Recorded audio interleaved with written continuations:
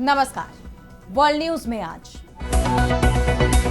रूस से जंग के बीच यूक्रेन में बड़े संकट की आहट सुनाई दे रही है।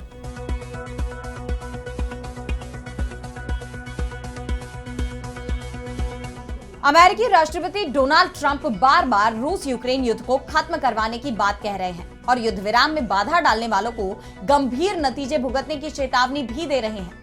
लेकिन अब उनके इरादे खुलकर सामने आ गए हैं। यूक्रेन में किस तरह तख्ता पलट की साजिश रची जा रही है उसका खुलासा हो गया है। तो कैसे रूस से जंग के बीच अमेरिका ने की ज़ेलेंस्की के खिलाफ साजिश, इस पर हम करेंगे विस्तार से चर्चा।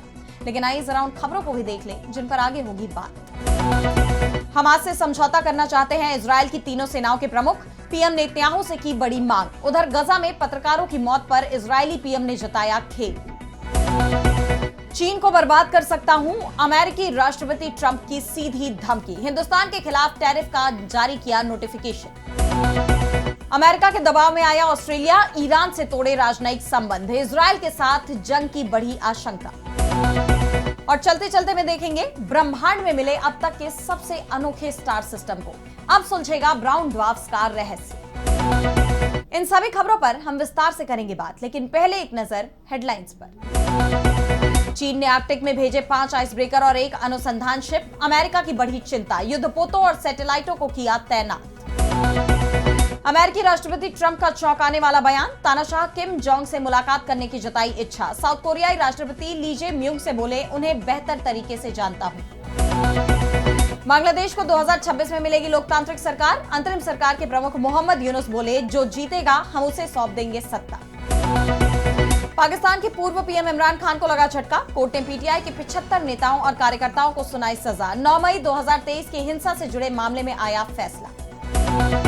तो यूक्रेन जो पिछले 3 साल से रूस के साथ जंग लड़ रहा है और अब रूस के आक्रामक तेवरों के आगे काफी कमजोर पड़ता भी दिखाई दे रहा है। अब वहां तख्ता पलट की भी आशंका जताई जा रही है और ये साजिश रूस की तरफ से नहीं रची जा रही, बल्कि इसके पीछे अमेरिका का हाथ बताया जा रहा है। इसके लिए पूरी स्क्रिप्ट भी तैयार कर ली गई थी, लेकिन इसे सफलतापूर्वक लागू नहीं किया जा सका। आपको याद होगा जब मार्च में यूक्रेन के राष्ट्रपति वोलोदिमिर ज़ेलेंस्की व्हाइट हाउस के दौरे पर गए थे। उस दौरान अमेरिकी राष्ट्रपति डोनाल्ड ट्रंप के साथ उनकी तीखी नोकझोंक हो गई थी, जो पूरी दुनिया में चर्चा में रहा। उस टकराव के ठीक 3 दिन बाद लंदन स्थित यूक्रेनी दूतावास में टेलीफोन पर तख्ता पलट की हलचल शुरू हुई। गार्जियन ने सूत्रों के हवाले से बताया है कि अमेरिकी उपराष्ट्रपति जेडी वेंस की टीम ब्रिटेन में यूक्रेन के राजदूत और पूर्व में सेना के कमांडर इन चीफ वैलेरी ज़ालुझनी के साथ बातचीत करना चाहते थे। बताया जा रहा है कि अमेरिकी प्रशासन को ज़ेलेंस्की की जगह कोई उनका मजबूत विरोधी चाहिए था, जिसे वो सत्ता पर बैठा सके। लेकिन ज़ालुझनी ने बात करने से इनकार कर दिया, क्योंकि ज़ेलेंस्की ने पिछले फरवरी में ज़ालुझनी को सेना प्रमुख के पद से बर्खास्त कर लंदन भेज दिया था, जिसके बाद से दोनों के बीच तल्खियों की खबर है। ऐसे में अमेरिका ने ज़ालुझनी के जरिए तख्ता पलट की साजिश रचने की कोशिश तो की, लेकिन वो कामयाब नहीं हो पाया। पर्दे के पीछे की कहानी से अलग मंच पर जरूर ट्रंप यूक्रेन के साथ खड़े नजर आ रहे हैं और युद्ध विराम करवाने की कोशिशों में जुटे हुए हैं। उन्होंने युद्ध विराम में बाधा डालने के लिए रूस पर आरोप लगाया है। उन्होंने व्हाइट हाउस में मीडिया से बात करते हुए रूस यूक्रेन के बीच सीजफायर के सवाल पर बोलते हुए कहा कि पुतिन ज़ेलेंस्की को पसंद नहीं करते हैं और इसी वजह से वो बातचीत करने में हिचक रहे हैं। पुतिन के साथ मेरी अच्छी बातचीत होती है, लेकिन फिर दुर्भाग्यवश कीव या कहीं और पर बम गिराए जाते हैं, जिससे मुझे बहुत गुस्सा आता है। मुझे लगता है कि हम इस युद्ध को खत्म कर सकते हैं, पर यह मुश्किल है। अगर दोनों नेताओं के बीच बातचीत नहीं होती है तो इसके गंभीर परिणाम होंगे। दरअसल ट्रंप ने रूस के राष्ट्रपति व्लादिमीर पुतिन और यूक्रेन के राष्ट्रपति ज़ेलेंस्की दोनों को ही ये चेतावनी दी है कि अगले 2 सप्ताह में मुलाकात कर दोनों नेता इस युद्ध को खत्म करने की दिशा में आगे बढ़े। और अब उन्होंने इस मुलाकात में हो रही देरी के लिए रूस को ही जिम्मेदार बता दिया, जबकि रूस का कहना है कि वो मुलाकात के लिए तो तैयार है, मगर बैठक के बाद हस्ताक्षर करने के लिए ज़ेलेंस्की को वैध प्रतिनिधि नहीं माना जा सकता। वो यूक्रेन के वैध राष्ट्रपति ही नहीं है। ऐसे में इस मुलाकात की ट्रंप की कोशिश उलझती जा रही है। और अब बढ़ते हैं अगली खबर की तरफ, जहां हम बात करेंगे नेतन्याहू के खिलाफ भड़की बगावत की। तो नेतन्याहू सेना को गजा पर कब्जे का आदेश दे चुके हैं, लेकिन उनके आदेश पर सेना के अंदर ही मतभेद दिखाई दे रहे हैं। तीनों सेनाओं के प्रमुख लेफ्टिनेंट जनरल एयाक जमीर ने गजा पर सैन्य कार्रवाई का विरोध किया है। उन्होंने नेतन्याहू से कहा है कि हमास के साथ बंधकों की अदला बदली का समझौता किया जाए। इस समझौते का मसौदा सामने है, सरकार आगे बढ़कर यह समझौता कर ले। इससे सारे जीवित बंधक रिहा हो जाएंगे और उनकी जान बच जाएगी। उन्होंने कहा कि सेना ने अपनी कार्रवाई से हमास को समझौते के लिए विवश कर दिया है और वो समझौता कर बंधकों की रिहाई के लिए तैयार है। अब प्रधानमंत्री को समझौते पर फैसला करना है। अरब देशों की तरफ से जो प्रस्ताव दिया गया है उसमें 60 दिन की युद्ध विराम के बदले में 10 जीवित बंधकों की रिहाई की बात कही गई है। लेकिन इजरायली पीएम नेतन्याहू ने इस प्रस्ताव पर कोई प्रतिक्रिया नहीं दी, बल्कि गजा पर हमले तेज कर दिए। इजरायली सेना ने दक्षिणी गजा के खान यूनिस में बने नासेर अस्पताल पर भी हमला किया, जिसमें 20 लोगों की जान चली गई। जिन लोगों की जान गई उसमें 5 पत्रकार और 4 स्वास्थ्यकर्मी भी शामिल हैं। पत्रकारों पर हुए इस हमले के बाद से पूरी दुनिया में गुस्सा देखा जा रहा है। इजरायली प्रधानमंत्री ने भी इस हमले की जांच के आदेश दिए हैं और इसे भूल करार दिया है। अक्टूबर 2023 में युद्ध शुरू होने के बाद से गजा में 200 पत्रकारों की जान जा चुकी है। जिन पत्रकारों की जान गई उसमें रॉयटर्स समाचार एजेंसी कैमरामैन हुसम अली मसरी, एपी के लिए काम करने वाले स्वतंत्र पत्रकार मरियम डग्गा का नाम शामिल है। इसके अलावा अल जजीरा के मोहम्मद सलामा, मिडिल ईस्ट आई के फ्रीलांसर अहमद अबू अजीज और फोटोग्राफर मुआज अबू ताहा की भी जान इजरायली हमले में गई है। रॉयटर्स के लिए फोटोग्राफर के तौर पर काम करने वाले हातिम खालिद भी गंभीर रूप से घायल हुए हैं। और अब अगली खबर में बात करेंगे ट्रंप के टैरिफ की। तो अमेरिकी राष्ट्रपति डोनाल्ड ट्रंप ने चीन को लेकर एक बार फिर सख्त रुख इख्तियार किया है। उन्होंने चीन के रेयर अर्थ मटेरियल पर 200% टैरिफ लगाने की धमकी दी है। उन्होंने कहा कि अगर बीजिंग अमेरिका को चुंबक की आपूर्ति जारी नहीं रखता तो हमें उन पर 200% या कुछ ऐसा ही टैरिफ लगाना होगा। दरअसल चीन ने अमेरिकी टैरिफ के जवाब में अप्रैल में रेयर अर्थ एलिमेंट्स पर निर्यात प्रतिबंध कड़े कर दिए थे। हालांकि दोनों देशों के बीच हुए व्यापार समझौते के बाद यह तनाव कम तो हुआ, लेकिन जिस तरह बीते दिनों हिंदुस्तान पर लगाए गए टैरिफ के खिलाफ चीन ने आवाज बुलंद की है, हिंदुस्तान को अपना समर्थन दिया है, उसके बाद से ट्रंप भड़के हुए हैं और अब उन्होंने चीन को भी टैरिफ की धमकी दे दी। वो यहीं नहीं रुके, उन्होंने चीन को पूरी तरह से बर्बाद करने की भी चेतावनी दी। ट्रंप ने कहा कि चीन के साथ व्यापार विवाद में अमेरिका की स्थिति ज्यादा मजबूत है। चीन के पास कुछ कार्ड हैं, लेकिन उनके पास अविश्वसनीय कार्ड हैं।